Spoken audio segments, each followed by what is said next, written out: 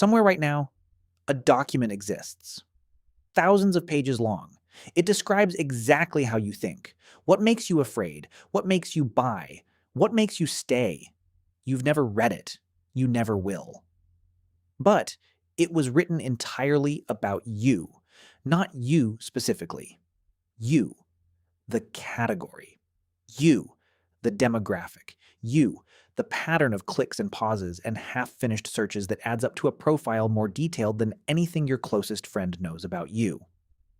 Somewhere, 1,000 strangers already decided what your Tuesday looks like, and you're about to live it thinking it was your idea. Let's start small. Your food. The average grocery store isn't arranged by convenience, it's arranged by a science called shopper psychology, refined for 70 years by people who never met you but understood you completely. Bread and milk sit at opposite ends of the store on purpose, so you're forced to walk past everything in between. The checkout aisle is stacked with sugar and salt at exactly eye level for a child because researchers found a nagging kid increases the odds of a purchase by nearly 50%. None of this is an accident. Every inch of that store was designed by someone who studied you before you were born. And it worked. It worked before you even picked up a basket. Now the phone in your pocket, this one's worse. In 2011, a small group of engineers in Silicon Valley started meeting regularly to solve one very specific problem. How do you make a human being open an app dozens of times a day without them ever noticing they're doing it?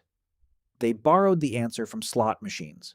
Variable rewards, unpredictable feedback, the exact mechanism that keeps a gambler pulling a lever, long after he's lost more than he can afford. Former Google design ethicist Tristan Harris put it bluntly. A small number of people at a handful of companies quietly steer the thoughts of billions. You've never met them, you never will, but you obey their design before you've even had coffee. Your feed isn't neutral either. It was never neutral. It's not showing you what's happening, it's showing you what keeps you scrolling.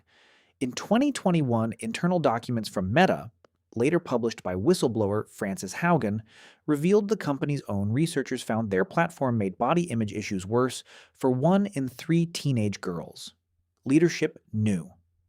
Before the public ever did. The algorithm wasn't broken. It was working exactly as built. Outrage keeps you longer than joy does. Envy keeps you longer than contentment does. So that's what climbs to the top of your screen. Even your loneliness has been mapped, priced, sold back to you. Dating apps don't optimize for you finding someone and leaving. Think about that for a second. A subscriber who matches on day 1 is a subscriber who stops paying tomorrow, so the algorithm learns to show you almost enough. Close, but never quite. Just enough hope to keep the app open, never enough resolution to close it for good. You think you're searching for a person. You're actually living inside a retention model, and those two goals were never the same thing, and when even that fails to hold you, there's the machine built to take your money directly. The modern slot machine runs on something called the near-miss effect. Show 2 cherries and a lemon instead of 3 lemons, because a near loss keeps a person playing far longer than a clean one ever could. That exact trick now lives inside mobile games, inside loot boxes, inside trading apps engineered to feel like a game instead of your savings account. The house doesn't need you to win.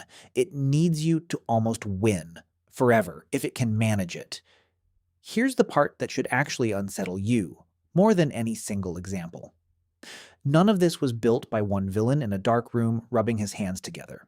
It was built by thousands of ordinary people, in thousands of separate meetings, each one solving a small, specific, profitable problem.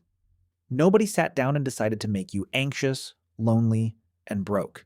They decided to increase engagement by 2%, increase revenue by 4%, and every one of those tiny, harmless-sounding optimizations pointed the exact same direction, toward a version of you that's easier to predict, easier to sell to, easier to keep. Now compare that to how your brain actually evolved. For nearly all of human history, the only things competing for your attention were real. A fire, a predator in the grass, a face across that fire that you loved. Your reward system developed across 2 million years to respond to things that were rare, physical, and true. Nothing in that environment was designed to exploit you because nothing back then had the ability to. A sunset doesn't have a product team. A conversation with a friend doesn't have a quarterly growth target, but almost everything competing for your attention today does.